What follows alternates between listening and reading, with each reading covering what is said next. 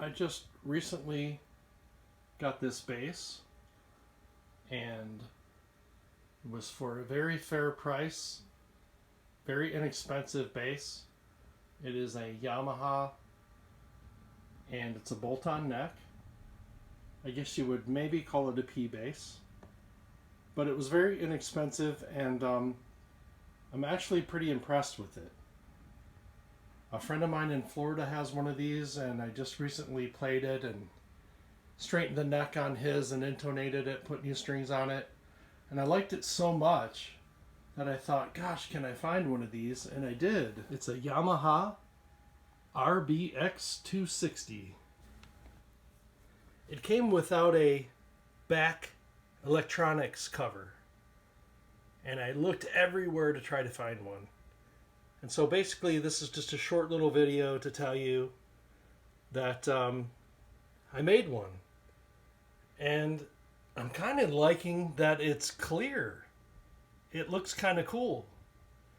Now the gauge that I used, or the mill of the plastic, might not be thick enough for some people that are gigging and stuff like that, but for me it's fine.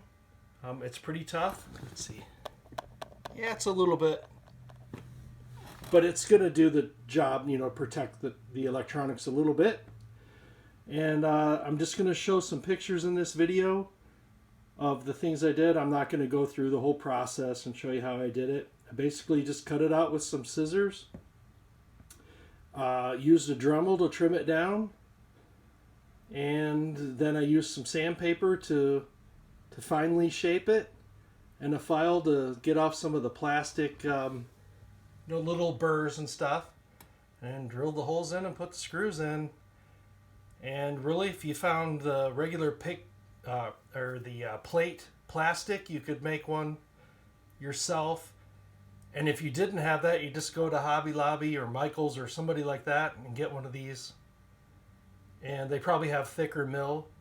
And really, you could probably paint the back of it black, and it would be black if you wanted it. So anyway, I just thought it was kind of cool. Thought I'd make a quick little video on it. All right. It's a cool bass, man. I mean, for the price, look them up. Yamaha RBX 260.